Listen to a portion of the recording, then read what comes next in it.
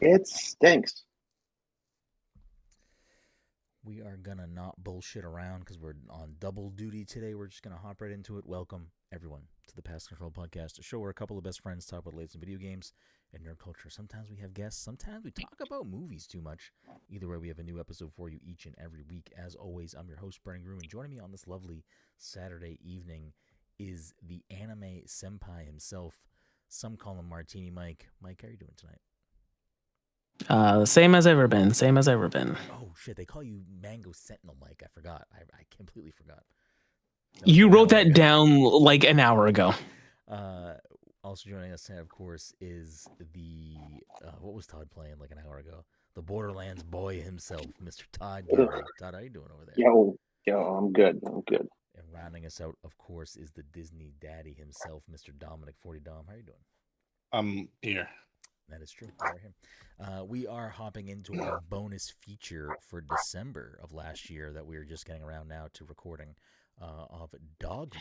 Now that Dogma is back out for you to watch and buy and whatever. Right? Because it was just not anywhere, right? Unless you owned a physical copy. It was only just yeah. available anywhere.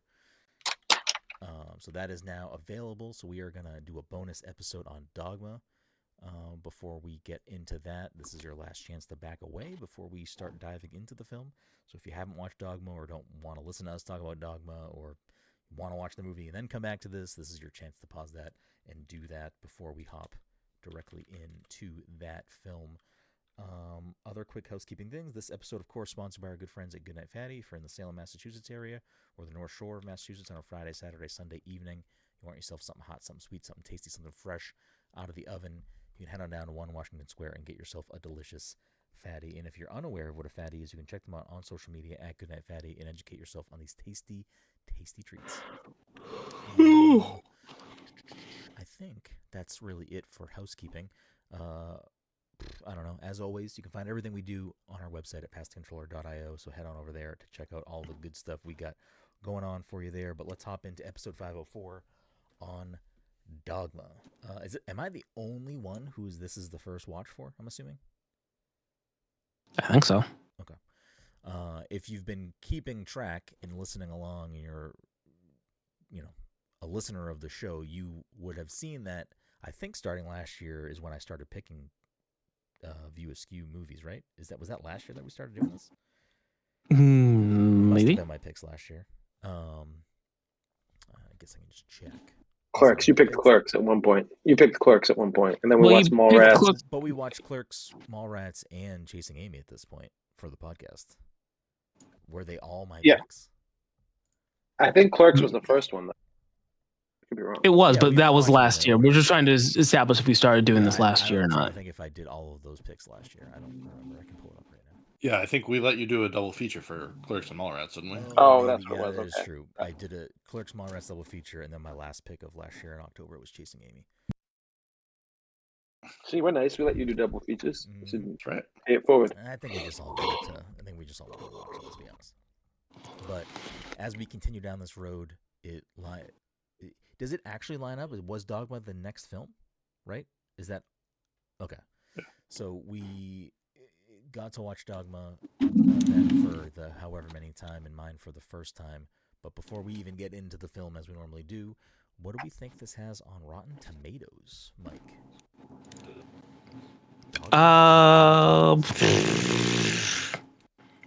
I'm going to say, you know what? 80-80. There's no point in me trying to do any more math. 80-80, okay. What do you think, Todd? A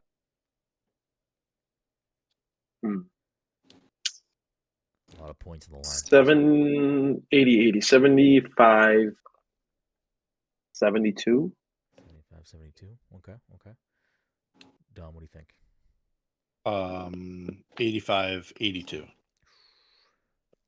It is. Todd is the closest. Todd is the closest on tomato. It is a 72, and Dom is the closest on popcorn. It is an 85. So pretty well liked film. I would have loved to see what the actual I'm sure I could maybe dig for it. What like the actual conversation around this movie was when it came out, because I feel like there were probably people that were not happy about this movie. Would be my guess. Did you see? You're gonna say what you're probably gonna say what I was gonna say, but what are you gonna say? Maybe. Did you ever see like the news? The thing that was on the Yeah, news. the interview. Yeah. The Like interview, when like yeah. he was outside, like picketing with Yeah. people. Oh, and Yeah. it was People were him. picketing the film, and Kevin Smith was Yes. outside, and like they interviewed him, not knowing it was his movie. And he was I've like seen a ripping clip of that. his own movie apart, you know. That's funny. With a budget of 10 mil, how much do we think this took in on the box office, Mike?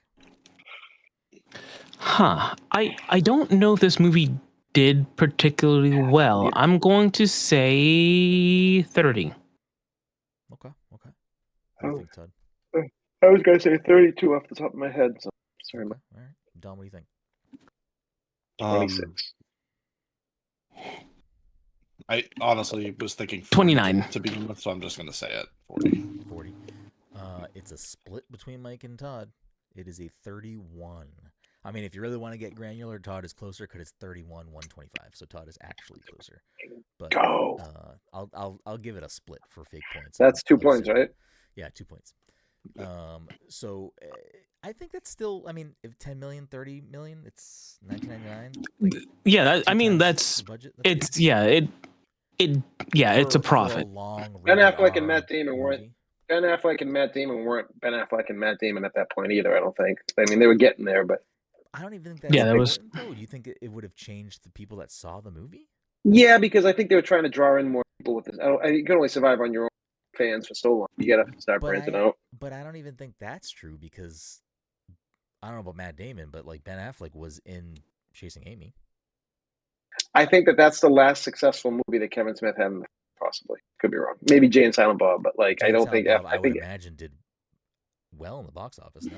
Yeah, maybe I don't know because it's Jay and Silent Bob too. It's like Well, that's what I curious feel. about that. I feel like Jay and Silent Bob is like more of a mainstream breakout for his movies. Like it has more like pop culture cachet.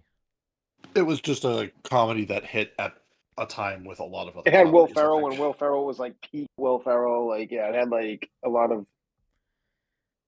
Yeah, but I mean I haven't watched Jay and Silent Bob, so I can't fully speak to it. But it feels seen like it. tonally Dogma and Jay and Silent Bob are like Jay and Silent Bob is more of a comedy or more slapstick maybe. I have no idea. I've never seen it.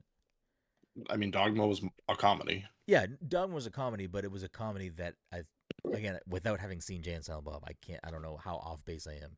Dogma has like a more pointed theme, like a message. I don't know. I mean, It Jay and Silent Bob made- also has a message, but it's Jay and Silent Bob telling the message. So Yeah, it made Jay and Silent Bob only made 33.8. Actually, surprised that. I feel like that was a big deal back then. Interesting. What was the budget of it? more. I don't know that. More than 20 million. They don't do anything internationally though. Like none of Yeah. these movies, obviously. Like, Yeah, they don't strike me as anything that would work. I feel Yeah. like Kevin 20 Smith's 22 like million, vision. 33 million. Kevin Smith's vision is like unique. I'm gonna say uniquely like American in a way that Yes, doesn't 100%. translate internationally. Jersey, like yes, like Yeah, not just American, Jersey. The further you go away from the East Coast, the less it'll Less play. people like it. Yeah. right. So I guess since I haven't seen it, I'll just go over overall first. Overall, this movie, this might be like an essential watch for me. This might be like in my list of this is an essential film. I think I'm gonna slowly start to build my own personal list of like essential movies and essential video games, like that I just think are like essential things. And I think this has potential to maybe be on that list. That part aside, I think this movie is like so far for me very much so his best movie that we've watched. No? What do you think is better? I'm not disagreeing. I'm just thinking to myself. Todd just Yeah, go ahead. jaw hit the floor when I said that. No, Mike, go ahead. What were you gonna say? Out of the three that we watched, what is better than this? Personally, Mallrats and Clerks are like my 1 and 2. They can change at any point, but those are my 1 and 2. In Chasing Amy, I put before this. Wait, am I the only person that Well, likes like- this movie? No. I I've like always enjoyed this movie. I would say Todd I also watched- likes this movie. Okay. I like this movie, but like I rewatching it, I'm like, oh, it's not as funny as I remember. I love it. The acting's great. It's got great characters. But compared to the other movies, I was like, maybe we built it up because we haven't seen it in so long too, and I watched it multiple times back in the day. I just watched it. So. I think the gap between this movie and the other three that we watched is large. Like, I think it's a pretty substantial gap for me. I mean, Mallrats is like probably my number one, but I don't think it. I think that's not normal for people in. Yeah, fair. All I was gonna say was, it will never happen, but I do want to see Brenden in the Criterion Closet and just be like picking out films like, yeah, I really love this movie, Yes, right. and people be like, huh, okay, it's a choice. Can you back that up and be like, yeah, what can I say?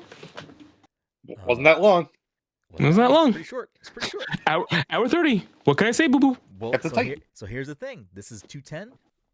I would have sat through more. See, it didn't feel like a 2-hour movie either. It doesn't. So, even on rewatch. It's a pretty quick. It's a pretty like. They pack a lot in, and it feels pretty succinct throughout.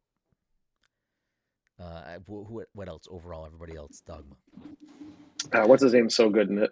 Snape. I forget his name. Alan Rickman. Yeah, he's I pretty. feel like Rickman, everyone. yeah. Again, Everyone's I great. feel like we say this a lot, but I feel like everyone is really good in this movie. No, they are. It's funny that I keep like, I hadn't watched in a long time, and if you had asked me literally like 2 years ago, you'd say, hey Michael, who was the star of Dogma? I'm like, Janine Garofalo, and like she is She's in the it movie for 10 2 seconds, but I guess for some reason I always got her confused with Laura Linney or whatever her name is. I forget her name now. Oh, I know who you're talking about. Fiorentino. The girl that was in the first Men in Black, but apparently she was difficult to work with, so they didn't bring her back. Yes, yeah. You got it right. I think it's Linda Fiorentino, isn't it? Yeah, Linda. That it is. I couldn't remember what her first name was. I remember the last name. Yeah, I still like this movie. I think there's like a nostalgia factor for it for me, where like I like it because I think I watched it at a good time, but I also feel like it is the most, I don't want to say pretentious, I don't want to say sanctimonious, but there's like something there where like Kevin Smith has that thought or like that idea that he really, like, this whole movie is just about hammering down regarding religion, that I think on some level I actually just agree with, but it was just handled in a way that I think was too something. But I think that is the case for all of his movies so far, where like, yeah, I like what he's saying, but he's saying it in a way that I think could be a little less heavy-handed. Yeah. Why, you don't want the last scion of Christ to tell you the message of... To tell me the message, yeah. For like several characters to like sit there and like talk to her specifically, like, hey, religion, you need a good like idea because beliefs are, rigid. So you believe now? No, but I've got a good idea. Oh, I'm Chris Rock. Got him. Well, just immediately jumping into Chris Rock. Is that a body double, or are we just getting a whole bunch of Chris Rock? Like a lot. He was. I truly believe Chris Rock. He must have been like what, in his like late 20s, maybe. Yeah, early 30s. Maybe early 30s. Yeah. I think he'd be comfortable. Like, yeah, go ahead, see my butt. It's not just see my butt. It's like 2 or 3 long shots of just him, like fully naked, face down. There was one really funny line when he is standing up naked. Fuck, I can't remember the line exactly, but they used to call me Long Rufus or something like that. Something. It's a little cold out. That's pretty cool. Oh, it's pretty cool. I just thought it was so funny. I don't know. One of my favorite lines from the movie is right after he falls down. It's like guys don't just fall from the sky. They naked big titty women don't just fall from the sky. Yeah, I think, at least again from the movies that I have now watched, I think this might be the best that Jay is. I think Jay is Yeah, pretty Jay got funny more in this influence. movie. He might also be sober at this point. Okay. Jason Mewes himself. Yeah. Okay. Like I'm not sure if the timeline matches up yet, but okay.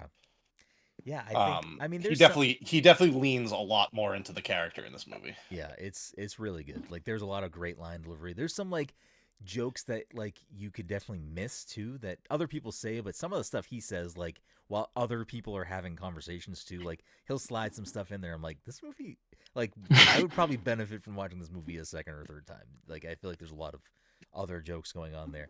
I mean, it's an old film, 1999, so there's some stuff that's kind of whatever now, or like probably would have been made differently or written differently if it was made now. But I think the acting is solid. I think that I do, to an extent, agree with Mike. We talked about this a little bit earlier when we were out, but I do agree about some of like the theming of the movie is kind of heavy-handed at points.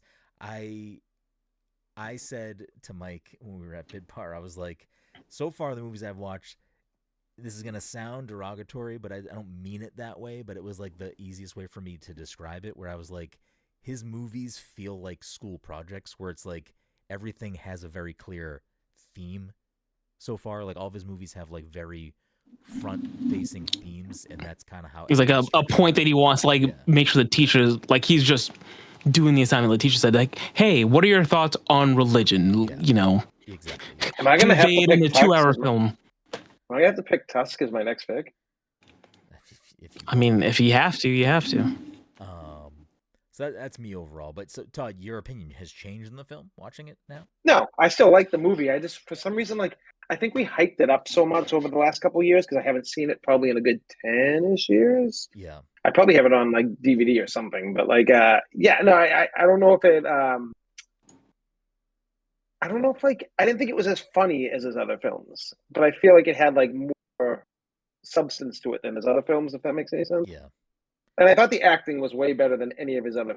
Like the acting, and I think everyone does like a good job in this movie for what He has a lot more like actors in this movie. Yes, yeah. Instead of like just like top tier actors Just that were like on the come up too. yeah. Back then, yeah. But The people who could scrounge up for Clerks. But it is nice to see. I mean, they're all that- there yeah, still. I was gonna say They're it's all nice to there see them still, all but like pop he up. also has, you know, the Boston Boys and Linda for Selma Hayek, Selma Hayek, Chris Rock, even George Carlin. Yeah. George Carlin shows up. But like, because I mean, we do get a lot of the movie is Alanis Morissette. the Boston Boys, and they are like That's like really good. Like honestly, like they felt like an alternate version of Jay and Silent Bob. Like they felt like, I don't know. The way they played off each other in this movie was really good. Like I think that's the best. I I've agree. seen maybe I think together. those two just play off. Yeah, I think those two just play off each other. That's why I'm excited for their new movie coming out. But I thought Ben Affleck was a kind of hit or miss actor back then. But I thought he was great in this movie. Like him and Matt Damon were really good in it. Yeah, that's like that was like one of the things I was going back because like I feel like Ben Affleck wasn't the best actor in like Mallrats and other things. He was just kind of like, you know, playing the typical fucking asshole. But yeah, no, they were great. Everyone was good. I mean, we're not even well, before we do that, Dom, overall, how are you feeling? I have recently watched the film, so I mean, my opinion doesn't change. Yeah. I enjoy Dogma. I don't know. It's not at the top of his movies for me, but it's not at the bottom. Yeah. I don't know. I like his movies, so. Yeah. No, and to be clear, I do like the other movies we watched. I just think this one was like, I don't know. It felt like in a lot of ways what a lot of the other, and granted, these are in like real time chronological that we've watched them. It's also a lot more modern of a comedy than the other movies that is true of his that we've watched. But it does seem like, again, it's interesting to watch where you can clearly see like the growth of Kevin Smith movies, like him as a director, the actors within that sphere doing stuff. What's his face? So you've never seen Jay and Silent Bob Strike Back? No. I feel like Brenden might really fucking like this movie a lot because like I also agree. I keep saying Like, wait might until be we get his to Jay favorite, and Silent Bob. Yeah, because like I know. Jay and Silent Bob crosses off so many check marks of like it had all the right things working for it at the time. Like it had peak comedic actors in that movie. Yeah, it's just great. Like I feel like Brendan's gonna be like, holy, never watched this movie once he watches. I'm trying to look. I don't know why his name is slipping my mind right now. The subject matter of Jay and Silent Bob 2, I think, is going Yes. to also Yeah, hit Brenden definitely. more than. Yeah. Oh yeah. Because that's like and honestly, like I'm thinking of so many parts of that movie, and I'm completely forgetting like the first half hour of that movie. Of Jay and Silent Bob? It's just so good. It's so good. I mean, I will say though, and maybe this is tipping the scales of why I'm so gung ho about Dogma over the other three that we watched so far, is I do have a lot of opinions about religion, and I think I share a lot of feelings about this movie. So I think, like I said to Mike earlier, I think if I had watched this movie when I was younger, I think this movie would have been like something I'm like, Dogma is a movie that's why I was like preemptively like, this might Dogma be an is your essential dogma. Exactly. Yeah, no, I appreciated it more because like I was probably in my 20s when this movie came out, but like it was so in line with how I thought, like and everything, and it's still it still is to this day. But Jason Lee also fantastic in this film, and so far, Jason Lee only a villain. Is that what his role is? And Kevin's like always the antagonist. I mean, he wasn't really the antagonist in How dare say Brody? In Mallrats. Brody. How dare you? Or say Brody's yeah. Or he's just kind of like, I mean, he's just a sidekick in Mallrats.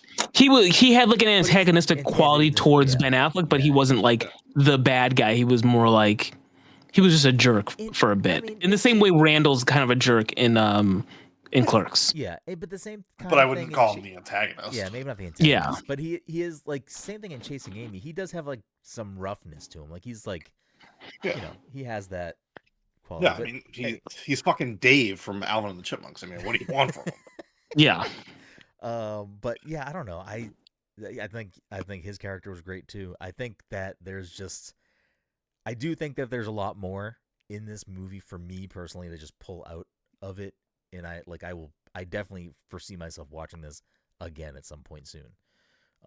Just because I did enjoy it quite a bit. I think it, like, for being a long movie, I think it moves pretty quick. Like, I feel like you start in Wisconsin. Is that where they are?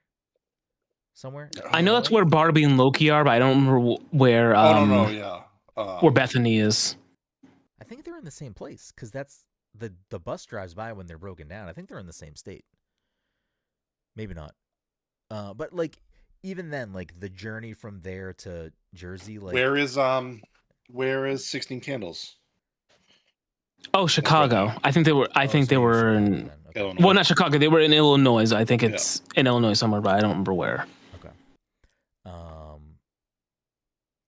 Yeah, I mean, I can't speak to how sloppy or inaccurate it is. I feel like it's probably not inaccurate, but I liked the kind of weaving of like Bible stuff into it, or just like that's those things, like different types of angels and stuff like that. Like I thought it all like it never felt out of place. Like it always kind of like fit into stuff, and it didn't feel like they were just shoving like jargon down your throat. Like it kind of felt natural in a lot of the dialogue and stuff. Yeah, I don't know. I like this movie. So someone else talk so I stop glazing this movie, because apparently I really like this movie. Trying to think about anything important I want to say. I don't know. I always think about this movie every time somebody sneezes. But you didn't say bless you. Yeah, this movie has like a lot of like.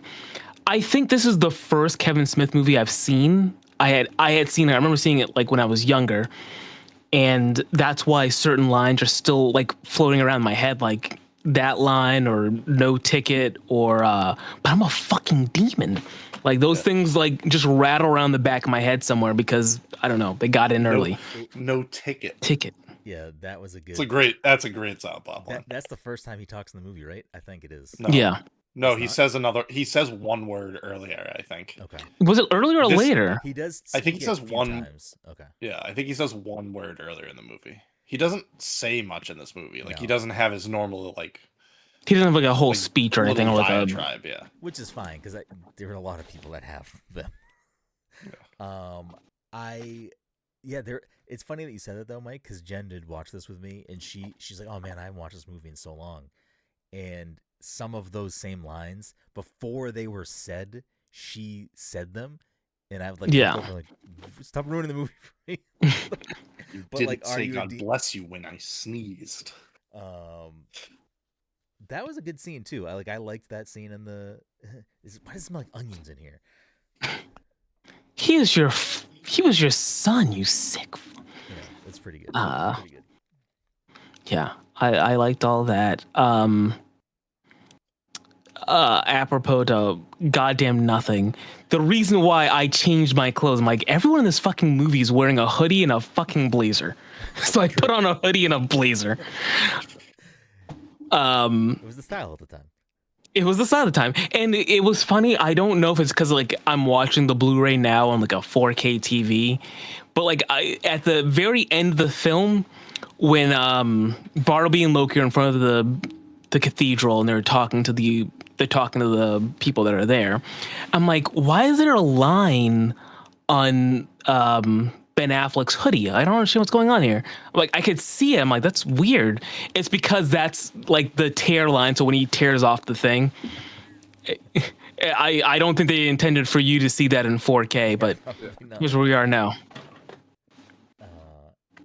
I don't know. I'm searching my brain right now to say something negative about this movie. I feel like such a fucking clown, but it was just good. I just enjoyed it. Yeah. I'm truly not saying it's a bad movie. I like this movie, but I can see how someone who maybe has like a far more critical eye could poke more holes into this. Not even like in terms of the plot, but just the way exposition happens or like the way people talk. But it's also in line with how Kevin Smith does his films. Yeah. So like the people are just saying things to like all the lines are to convey the message. They're all in service of whatever that top level thesis is. Yeah, I mean, in one of his, at least again in these first 4 movies that we've watched, a thing that I associate with him is like very wordy scenes, like very heavy dialogue. And I think as his movies have gone so far, as the set pieces expand, those longer sections don't feel as, I think, cumbersome as maybe a Clerks does, because there's more movement and scene changes and camera changes. Because there's still a lot of that, like, I don't know, Gilmore Girls speak, where it's like a lot of just dialogue, and it's like, what? No one talks this way. Yeah. But I mean, it also might just be because, like we've been saying, the acting is like, clearly a lot of these actors that have been in some of these other films have been also growing as actors. So their just delivery and their acting is making some of that stuff just better. Overall. So, yeah, go ahead. No, I don't know. If Matt and Ben like didn't crush it, like I think some of those scenes would have fallen flat. They would have been bad. This is again not important. I don't have like actual important things to say, but I think I don't know if I like mainly like I remember watching this with like a friend back when we were kids or whatever. I don't know if it's because we were watching like a TV version of the movie or whatever. I don't think I've ever really seen the shit demon part before. I feel like however I've been watching before, it was cut. Really? Interesting. Yeah. What is he? The Galgagoan? I forget. It began with a G, but I forget. Galgothan? Galgothan, yeah. When they get to the strip club, Jen was like, "Oh man, here comes the shit monster or whatever." And I was like, "What do you mean the shit monster?" Like, in my head, what are you talking about? And then then there's like a scene outside of there, and then it goes back to the strip club, and then it's a guy taking a shit, and she's like, "Get ready." I'm like, "What do you mean?" And then it's just like overflowing fucking brown goop, and I'm like, "Oh, we're gonna get an actual shit monster." Actual shit monster. I liked the like explanation of what that thing was. I thought that was like a cool explanation for what that thing and that was the leader of the gang was the guy from Chasing Amy, right? Yes. Yeah. Okay. Yeah. The the guy that is also a comic writer, and he's like giving a panel at the beginning of the movie. Yeah, he's the gay guy that is pretending to be like a very militant black something. Yeah, I'm pretty sure it's him. Yeah, I don't know. It's so good. I like Angels Can't Drink, and Alan Rickman's like two tequilas, 3 glasses, or whatever. And he just keeps spitting it out. I just think it's so funny. Yeah. It's like little dumb things that I just really enjoyed. I don't know. Todd, you're very quiet about this movie. Yeah. No, I mean I enjoy the movie. I think that like I've talked about this movie so much and like was so excited to watch it, and I think I fucking put it way higher up on a pedestal I remember, and I think that's my problem with it because I don't even think it got a fair chance because I'm like, oh, Dogma, let's go. I've been dying. I haven't watched this in so long. I got you. I will say because it seems to permeate as like the marketing and mascot and like thing from the movie. Aside from that one scene at the beginning, the Buddy Christ thing never shows back up, right? Like it's not even at all ever even a thing, right? No, but it became like a pulp, like you said, a pop culture. Yeah, kind like of it thing. became like a thing bigger than the movie. Like that was one of the few things that I had like known about or like recognized from Dogma. I was like, I wonder what this plays, and it didn't really play. Especially back then, like, if you like, I mean, to be fair, it's like the idea of it is the plot of the film. Yeah, which that it makes sense within the context of the film. I was just expecting it to be like a more present thing, and I'm not mad it wasn't. To be clear, it was funny to me that it was such like a small part of the actual movie. Yeah, we saw the actual statue. Because I could have sworn it popped up more in the film prior to rewatching. I could have sworn it would have been seen more often than it did, but again, I don't know. Shit, I just had a thought and I lost it. I feel like this was the lead actress's like last big movie that she did. I feel like she just dropped off. Well, yeah, like I remember hearing, because this was, what year was Dogma again? Was it 99 or 90? 99. 99? Okay. Because she was in Men in Black, which was 97. Yep. Oh, so that was directly. And I know she wasn't brought back for Men in Black 2, which I think might have been 99. And the story goes that she was difficult to work with. I don't know if that is like true or if it was like a sexist case of like she wanted to be treated, just normally, and people took it poorly. But she more or less fell off the earth, I think. So, I have her IMDb open. 97 is Men in Black, 98 is Body Count, 99 is Dogma, 2000 Ordinary Decent Criminal, 2000 What Planet Are You From, 2000 Where the Money Is, 2002 Liberty Stands Still, and that's it. Then there's credit in a movie, not a movie, a video in 2009. I don't know what that means. It's probably just a short thing. So yeah. No, it's an hour 45 minutes. Maybe it's just a home, like a straight to VHS, or not VHS, but like I don't know what this is. No. Okay. Shit. I just had a thought. I'm sure it wasn't important, but I would just like to get it back. When Chris Rock shows up for the first time, and he walks by Jay and Silent Bob, and he's like, "Watch it, Kato." Is that an OJ reference? I don't understand what that joke. No, Kato was from Green Hornet. Yeah, that was Bruce Lee's character in Green Hornet. Okay, I still don't understand the joke, I guess, but did Kevin Smith make that movie or something? No, Green Hornet was like a TV show in like the 60s or 70s. I forget who played the Green Hornet, but Kato was like his butler, played by Bruce Lee, and like he was like a martial artist. Okay. Oh, I Now forgot. get the joke. I forgot to mention my favorite part. When he throws them out the train and he goes, "No ticket." Like when they're Okay, so doing like Todd's been it, not paying attention at all. Got it. Okay. no, yeah, sorry. The kids are distracting me. No, but like I love the Indiana Jones reference because that's like Kevin Smith's obsessed with all that shit. Yeah, there's a lot of good lines in it. The whole scene when Chris Rock shows up is funny. Like when he gives him his jacket and he's like, "Don't worry, I'll try to tuck." Just like stupid shit that I was laughing pretty hard at. I also didn't know that. I think it's during the shit monster scene. I didn't know that that's where that Chris Rock like meme comes from. This movie. Which one? It's like him like making like a like kind of like a disgusted like confused face. Oh, yeah. They did pan to them a lot when like the monster was fighting. I was like, I guess yeah, that's what you do. You're not going to try and animate this thing fighting all these guys. Yeah.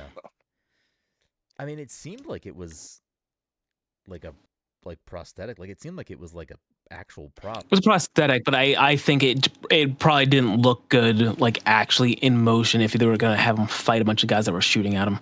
No, I think the comical dispatch is the correct move here. I don't think we need a Molotov to blow up Shit Monster. I think. Well, no, I'm not talking about that. I'm talking about when like the gang members like ran over and like started. Yeah. Oh, I got you. Yeah, I don't know. I mean, I could go deeper on like the religious stuff, but then it'll just turn into a whole conversation about how I hate religion. So I don't hate religion, but I have strong thoughts specifically about like Catholicism. Oh, that's what I'm gonna say. Oh, is Kevin Smith? Was he raised Catholic? I guess is my question. Oh, that's a good. I feel like he had a lot of beef with Catholicism in general. That strikes me as something that would only occur if you were raised Catholic. Yeah, I mean, I went to Catholic school. I mean, the three of us went to Catholic high school, so and Todd went to Catholic high school and college. So I don't know. I have a lot of opinions about this stuff. Yeah, I mean, honestly, being in Catholic schools probably pushed me further away from it. It's like, but also not to go too far on religion, and I'm not gonna obviously lump everyone in, but a lot of people I know in my life that are super religious are not good people. So it's like, it's like, not saying it's everyone, but yeah, I mean, this could be a whole other hour-long conversation about this stuff. I just think that I'm trying to see if I have a good summary of what I said to Mike earlier that would like mostly sum up my thoughts, but maybe there isn't. I don't know. There's a lot. All I know is when I gained the ability. Oh, that's what it is. I do want to bring this up actually. There's a moment in the movie. I think it's Bethany. It's when Bartleby is talking to Bethany. Yes, on the train, and she says, I love that scene. That's such a good scene too. Yeah, that whole scene. And then they talk about like, oh, when did you lose your faith? And she's like, I remember the moment. And we were watching it, and Jen was like, oh, I remember the moment. I did too. And I stopped for a second. And I was like, I don't think I have a moment like that because I don't think I ever actually was like I never bought into it. I never bought into it either. Like I went to Catholic middle school or Catholic kindergarten through 8th grade and then Catholic high school, and you have to take religion class. Like you're just constantly fed these things, and I was also had to go to church every week, and then sometimes in middle school, sometimes we would have to go to church during the school day. All the time, yeah. And I think a lot of that stuff was kind of like continue to be like, this is something like you're forcing me to do that I don't really whatever. And then it probably wasn't until like 8th grade, and again at this point I don't think I was even really personally buying into any of that stuff anyway, but it wasn't until about 8th or 7th grade where one of my teachers that taught us history and science they must have definitely were not supposed to talk about certain things, and this teacher didn't give a fuck and would question and teach things that maybe they, the religious curriculum didn't want you to be talking about too much.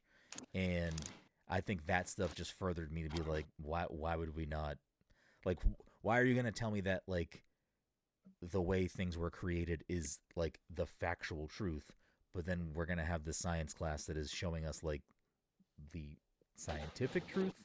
It just, like, none of it ever made any sense to me. I'm like, no thanks. Like, I'm good with that. I also think the whole Catholic Church thing that happened with, like, abuse and everything also coincided with my growing up in that thing, and I was like, whoa, what is this shit? Get me out of here, kind of thing, like. When did that blow up? When did that blow up? I wonder when that blew up in relation to this movie coming out.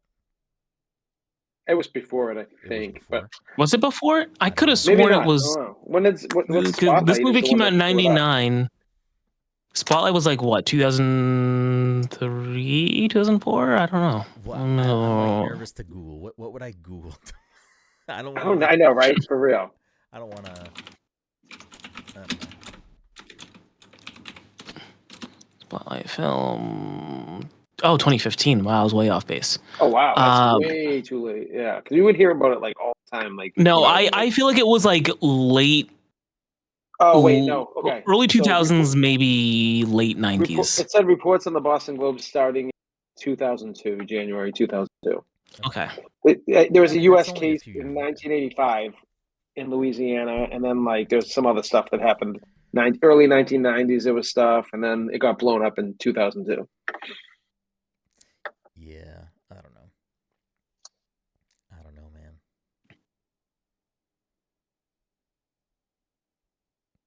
Anyways, happy to talk about my thoughts on religion another time if anyone wants to dissect that. I do want to make it clear, though, and I think Todd was also trying to do this. I'm not, like, anti-religion or look at people who, some people I might look at, depending on your level of whatever. I think that people can get a good thing out of the communal aspect of practicing faith. I think that if it can give you some sort of, like,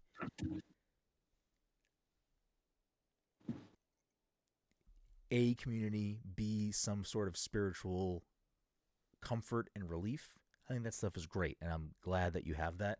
I just think that some religions, definitely Catholicism, especially historically, have bad people in power that use religion to control people in negative ways, whether it's something like molesting altar boys or invading country. Like, it, you know what I mean? Like, there's a history of all of this stuff over time, and that to me is, like, even if you look at today, a lot of the stuff that is happening right here in the United States, a lot of it is fear-mongering that is pulled back to fake religion. Like, they're using religion, but they're not even religious things or people. And not to go too deep on this, but I don't know if you guys saw recently, there was this girl on TikTok who called 60-plus churches saying she didn't have enough money to feed her kid. And I'd say like 90 to 88% of the churches told her to pound sand and be like, sorry, we can't do that for you. I'm obviously not on TikTok, but I think I heard about that story. Yeah, it was like then there was one dude from a church who, like, was like, whatever you need, and, like, the guy's being hailed, which is awesome, because, like, the dude was like, I'm here for you. But, like, yeah, no, it just shows you that, like, and that's what I've seen so much growing up with religion and everything. And, my parents didn't push it too hard, but they went to church, and then thank God we stopped going to church at one point, because going to church was, like, literally, like, it's fucking like torture for a kid, like, when you're younger. Like, it's, like, legit the worst fucking thing ever. There was a point where we were not. You go to those Christmas masses that go to, like, midnight. I never went back. Never went back. When I was in middle school, I was an altar boy, so I, like. Oh God. Trust me. I'm good. I'm all set with religion. In that way, for sure. which sucks. Church, a lot of church architecture is great. It's awesome. Yeah. I love church Yeah. architecture. They're great. And they're fancy communion bread design is so buildings. good. If I could buy communion bread at the store, I'd eat the shit out of that stuff. That stuff is so good. There were a couple of kids in one of my. There were a couple of kids that I went to middle school with that, because again, there were times I don't think it was every week, but we had to go to church during the week sometimes. They would like pretend to put it in their mouth and take it and like eat it as snacks later, and they got caught one time. Like such a silly thing to actually get in trouble for, because it's the church. They got in so much fucking trouble. It was insane that they were getting reprimanded the way they were because they took the fucking unleavened bread piece or whatever the fuck it is. You know what's weird? You just reminded me that I was confirmed too. I had a confirmation there. I did too. Which is fucking wild. Because like I forgot I even did that. I don't even know what that entailed. No, I didn't. It was different for me because I didn't go to public school. So like there were people that I didn't either. Yeah. There were people that like got confirmed at the same time as me that had to go to like classrooms and camps, and I was like, I didn't have to do any of that because I went to Catholic school. But yeah, that was what a fucking waste of time. I will not say it on the podcast. I might even actually, when we're done, you can. It's not bad about me. It's bad about other people, and I just don't want to put that energy out there. But just cut it right there. I'm good. I will tell you guys when we're not recording the podcast. But yeah, I don't know. Back to Dogma. I liked it. It was a good film. It's a good pick. Happy to have finally watched that movie. I definitely have seen scenes of that film on Comedy Central at some point when I was younger, and I want to say it was just them outside the church at the end of the movie. So I think that's the only thing I've ever seen. The very end of the film. Because when that scene finally showed up, I was like, oh, okay, weird. I can, for some reason, picture this, having seen this part before. Obviously, I had zero context for that, and it didn't matter. It didn't change the movie for me or ruin anything. But, yeah, I don't know. Anyone else got anything to say about Dogma?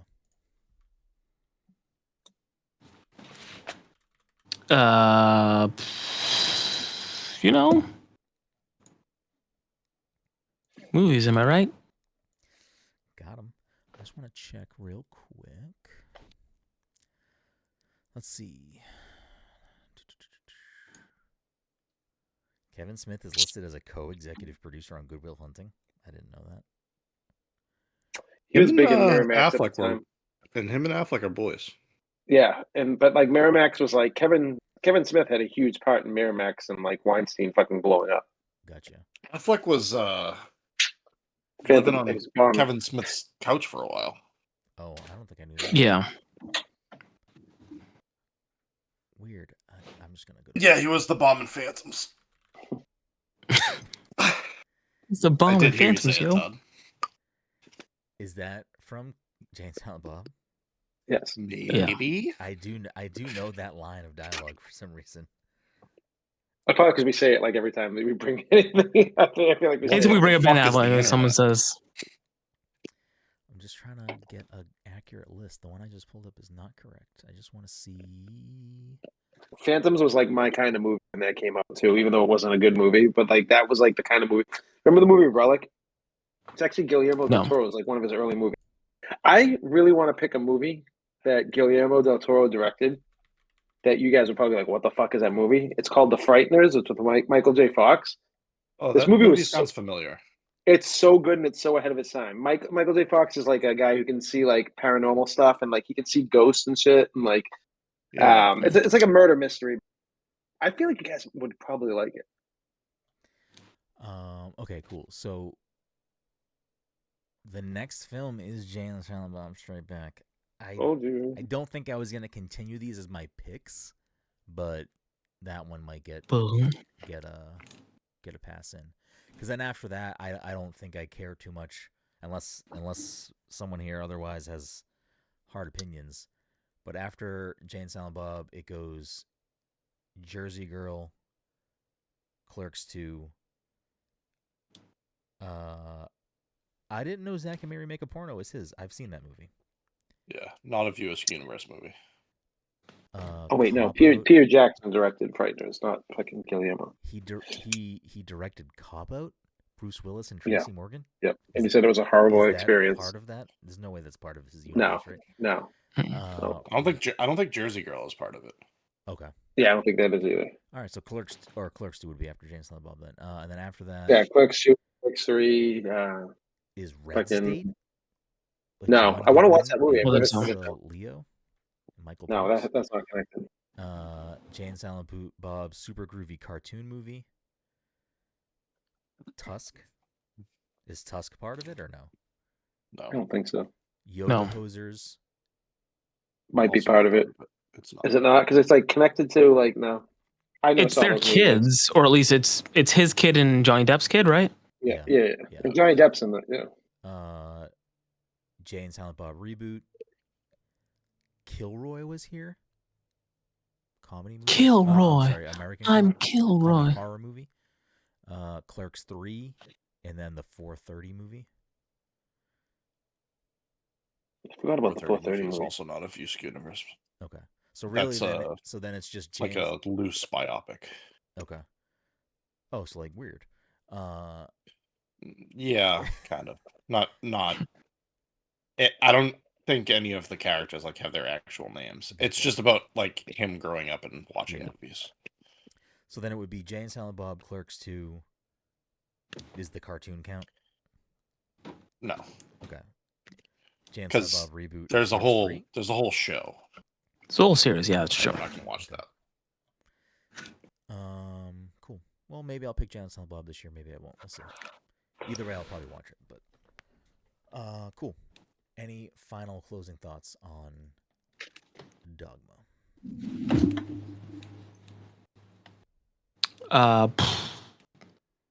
I feel like Kevin Smith must feel like so pigeonholed at this point in his career because like everything he tried outside of like the View Askew universe never really did much. So he always comes back to that because he's making another movie. I just read a sequel to something. There's something coming out that he's doing another thing on. I was like, There was a rumor that he was doing Mallrats too. yeah, it's not happening anymore. But he said he doesn't want to now because of Shannon Doherty. That was like they had people on. I think Ben Affleck was the only person they didn't have on. And they're good now, so him and Right. them. What was their beef? I forget. Girl, There was probably. something Probably happened. Jersey. There was like a fallout between the two, but I don't remember what it was about. But One they was got back. Jersey Girl, and one was Daredevil. I think Jersey Girl was like 2004. Daredevil might have been 2003. Yeah, roughly, or 2002. Yeah, I don't know. It was probably around that period of time.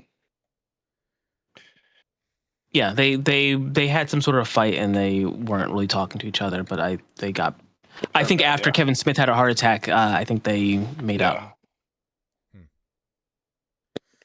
Oh, I read, so it said Smith was sharing too many candid stories about Affleck, particularly concerning his high-profile relationship with Jennifer Lopez. I wanted to say it was Jennifer Lopez that was like at the heart of the. Yeah, he said what's Affleck felt made him look bad, especially with Jennifer Garner. Because like Kevin Smith says, just talks and he fucking doesn't hold back usually. So. Interesting. Okay.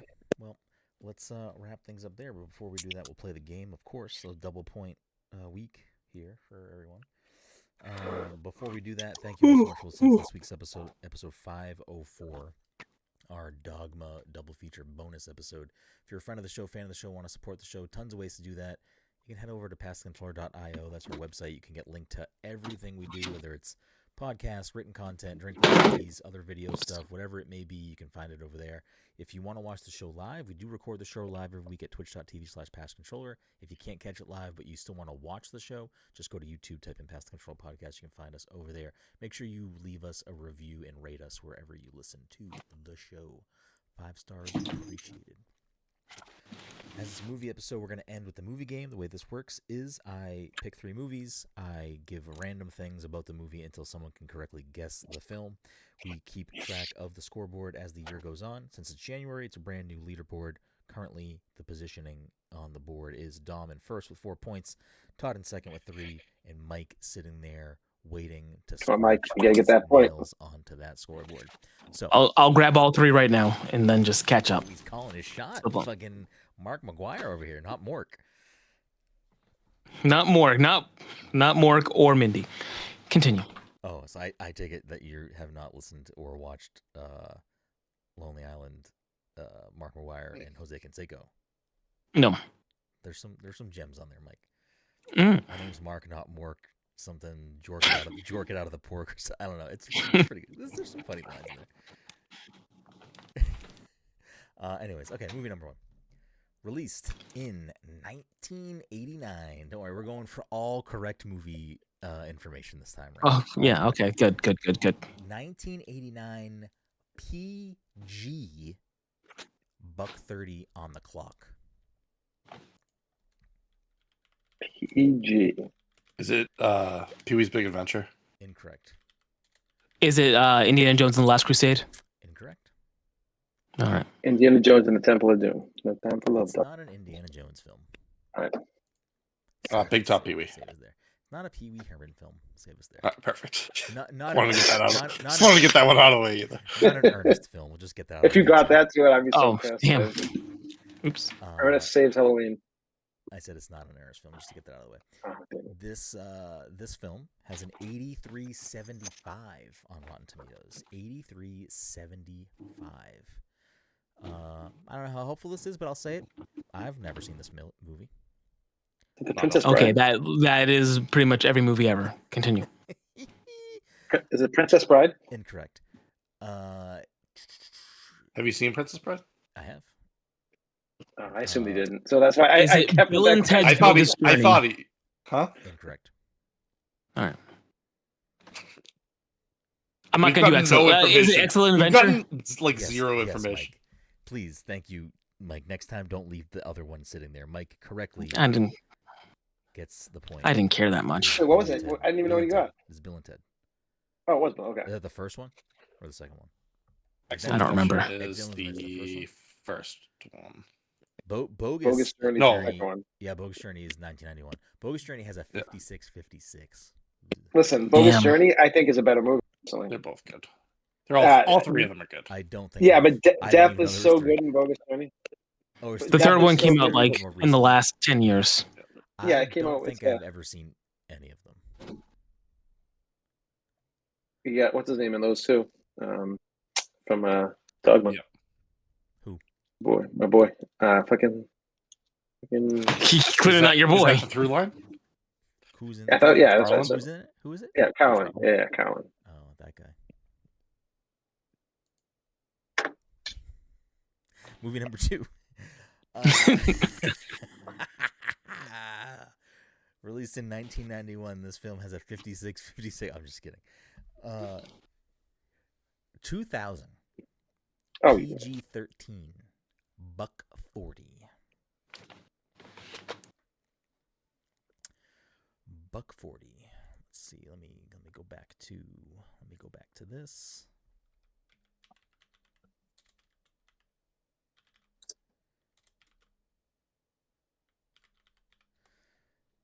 Mike, that was a snipe for really no information. You had Rotten Tomatoes Yeah, here, And honestly, the Rotten Tomatoes didn't help me at all. I threw that away. I didn't even start saying you might also enjoy. Like, you got it before that. Okay. Rotten Tomatoes has this at a 23.71. Where's your snipe? What was it again? now? what was it? I'm sorry, I couldn't hear you. Cut out there. 2000. 2000 PG-13 No, $1.40 Just 23.71. Rotten Tomatoes says you might also like My Boss's Daughter, High Fidelity, The Other Sister, 6 Days, 7 Nights, and Dan in Real Life. I don't think I've ever watched that movie, but I do own the Blu-ray for Dan in Real Life. And every time I see the cover, it makes me laugh because I think it's so dumb. It's just Steve Carell laying on a pile of pancakes. Yeah. I don't know what the movie's about. I probably got it for like $5 on a Black Friday. I was like, "Oh, Steve Carell, I'll watch it." And no, I didn't watch it. Then don't watch it. Next movie pick. I think there's another similar movie. Maybe it doesn't have Steve Carell, where he's like It's like something I think brother. It's like I think I get Dan in real life confused with Lars in A Real Girl for reasons I don't fully understand. I think the movie That's Ryan Gosling. has Jason Bateman in it, I think. Box Office Mojo has this listed as a budget of $45 million with a worldwide take of just shy of 114. Okay. I missed everything because Liam was just fucking. You don't have to repeat it, but $45 million budget, 114 worldwide. Let's see. You may know the third billed actor according to IMDb from such things as Flight, Barton Fink, 10 Cloverfield Lane, and Argo. All right, I know who the actor is. I just don't know what I would know them from in that year with that score. Okay, let's move on to actor number 2. I'm a huge fan too, and I can't think of anything.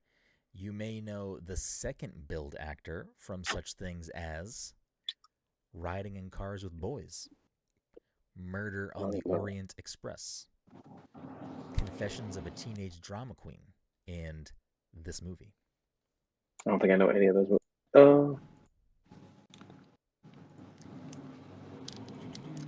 You may know the top billed actress from such things as the TV show Yellowstone, Angel Has Fallen, The Prestige, and this movie. I can't. I'm blanking. Oh wait, no wait. Oh, that's PG-13. Remember, this was somebody else. Let's see. What else can I give you for this movie? Let me see what we got here. We got. Let's go to PG-13.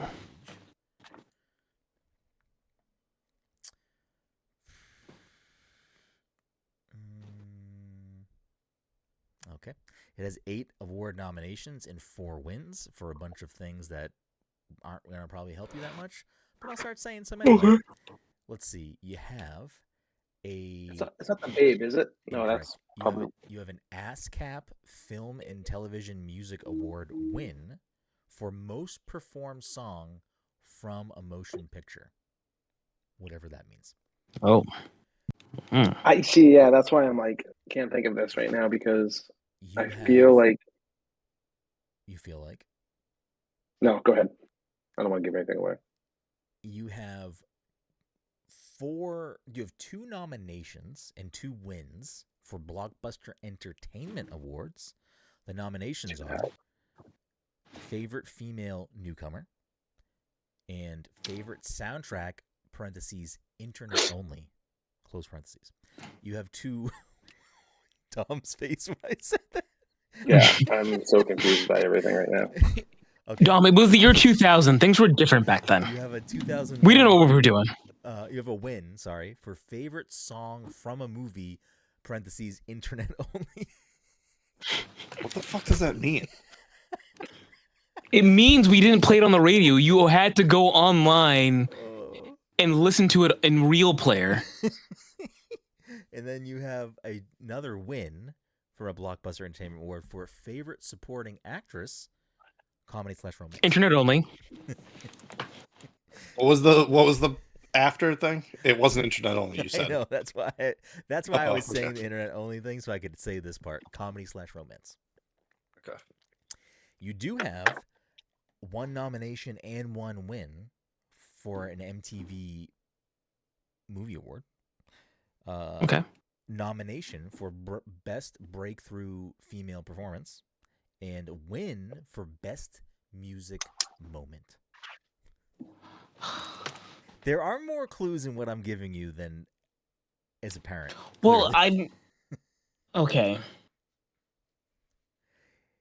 I'm It's like, not Coyote I Ugly, keep- is it? Yeah, that's what I was gonna It say. is Coyote Ugly. Okay. Oh shit! I was like, I never watched Coyote Ugly, but like as soon as you said, I'm like, oh shit, John Goodman was in that movie. Yeah, It's Coyote Ugly. John Goodman's the only one that I had, and I was like, I don't know, music, like, You I can don't know, I got nothing else. You can thank Bud Court for that one. All right, movie. That was the other thing, is I was trying to put anybody from Dogma in that movie, and I could not do it. So, let's see. I think this will be a fun one. We'll end on here. I was gonna end on a harder one, but I think this will just be a funner one. Might be too quick, but we'll see. Movie number 3. I'll wait a second until Todd is back in case he. And bring Todd back. Who was the other actor that you gave us?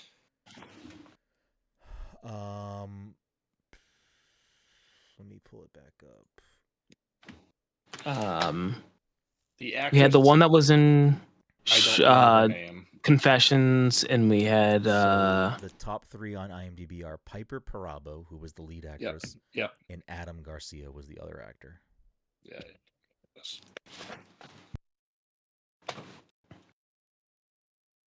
Also starring Maria Bello, Isabella Miko, Tyra Banks, Bridget Moynihan, Melanie and Bridget Moynihan. Leanne and Rimes. Melanie Linsky is the friend. Yep. Michael Leanne Weston. Rimes shows up at the end. Wait, didn't you just say you didn't watch this movie, or you have seen this? Oh, movie? I did see that. Oh, okay. Oh, Mike said you never. I did not see it. I never saw I it. was like, what do you mean they show up at the end? So you didn't see it. No, I saw that. All right, movie number 3.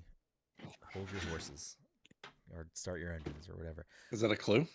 No, I don't think so. No, I don't know why I said that. 2001, rated R, $1.37. What year? 2000. 2001. 2001. 1981. You said 81 and $1 an hour. I'm sorry, I had the wrong tab open. This movie came out in 2000. I mean, this movie came out in 1921. Sorry, this movie came out last weekend at the box office. Rotten Tomatoes has this with a 39.75. Audiences Wow. are pretty okay I with feel it. like we've gotten a couple cult classic films here where it's like, I'm gonna go after we're done with this. I have to go to IMDb and just like see the movies with like the widest discrepancy between critic and audience, because I think that is just fascinating. I feel like that happens on horror movies quite. Yeah, I feel like Probably. it has. Yeah. That's fair. We're like That's fresh. negative reviews but positive audience. Rotten Tomatoes says you might also like Human Traffic, 30 Years to Life, Melvin Goes to Dinner, Hit and Runaway, and Way Downtown. I've never heard any Okay, of those. were except those for Melvin all Goes to direct to Dinner. DVD? Yeah, right. It's so funny to me. I just thought it was funny. You may also like Human Traffic. I was like, you might like Human Trafficking? Like, what the fuck? On the last one, it was you might also like My Boss's Daughter. It was funny. Also funny. I love doing this part because sometimes knowing the movie, it's like, oh, these are actually really good clues, and then other times this is just nonsense. I'm just saying fucking words. You might also like, I don't know, going to the movies, I guess, and seeing whatever's in theaters. Oh my god. Let me see if I can find the budget for this movie. This movie was made on a handshake agreement that at some point it would make money back. According to Wikipedia, this has a budget of $1.8 million. Okay. 2001, rated R. Rated R. According to Box Office Mojo, this has worldwide take of 295. Couple bags of popcorn. You say 295,000? Yeah. Wait, really? Yeah. Ooh. I'm assuming you didn't really get an actual I'm assuming it's not a big this. Oh, this was an internet-only release. Yeah,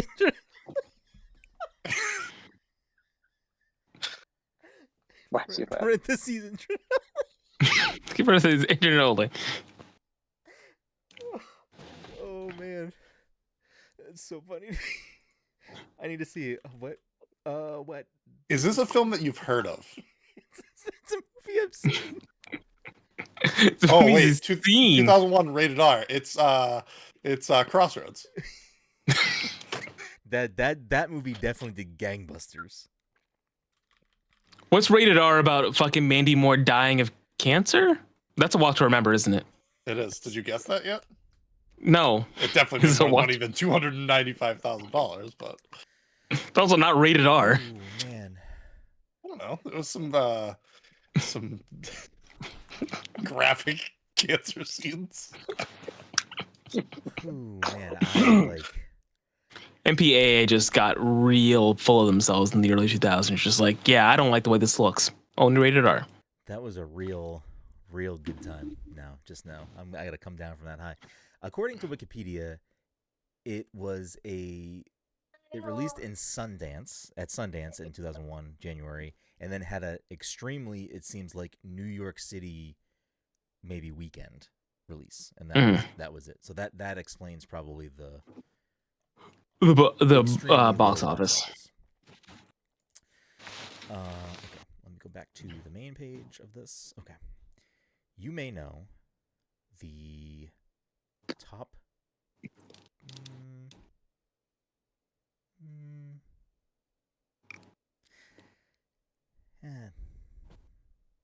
You may know at least 2 actors from the MCU in this film. Okay. You may know at least 1 actor from Parks and Rec in this film.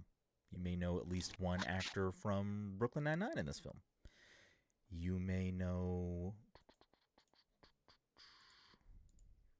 2001. I'll double check the year just to make sure we're not silly year. It is 2001. I'm sorry, this movie hasn't even come out yet. Oh man. All right, let's just go to we'll just go to the top 3 dead or alive. Okay.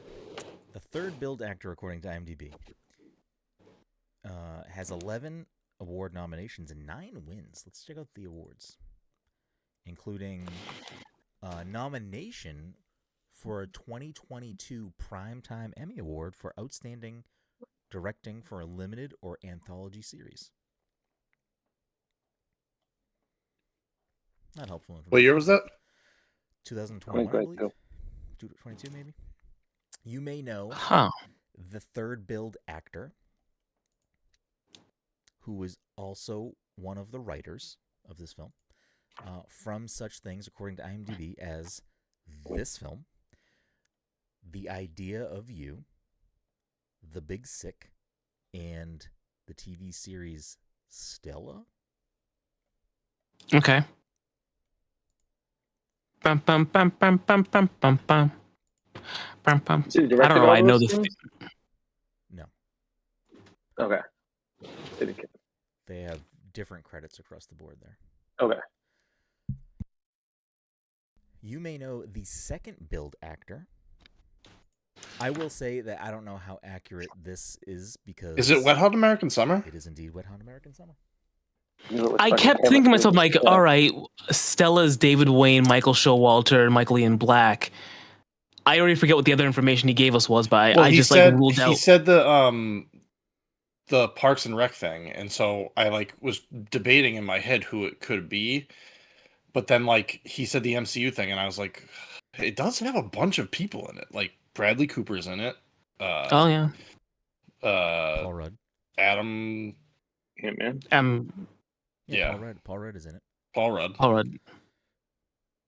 Yeah, before I got to the second, I was gonna say, I was in the middle of saying, before Dom guessed it correctly, I don't know how accurate this top 3 is because it's really an ensemble cast. It's very ensemble heavy.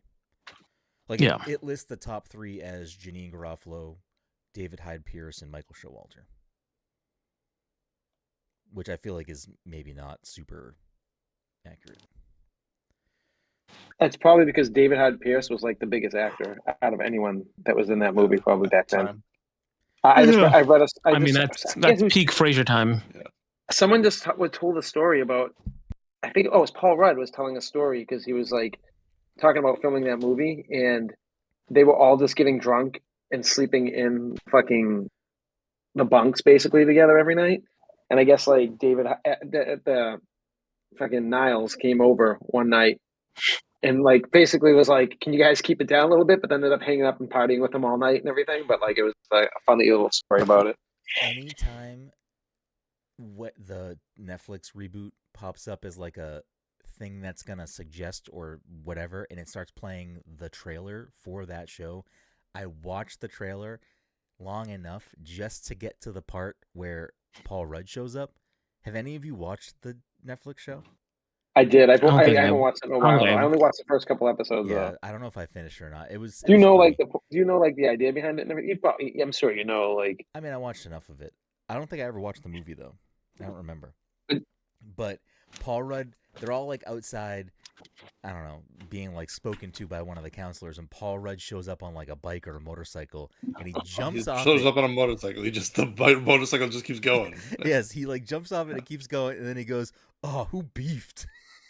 And I wait for the trailer to get to that part every time it pops up, and then I just continue doing what I'm doing because it makes me fucking laugh every time. Yeah, that is just the show is just supposed to be the end of the summer. So all of the characters are supposed to have like not aged like it's at crazy. all. It's the original Stranger Things. Yeah. Yes. Cool. All right. Well, that'll do it for this week's episode. That ends the week with Dom now increasing his lead to 6 points at the top. Todd is in second with 3, and Mike getting on the board with 1 point. We will see you next time.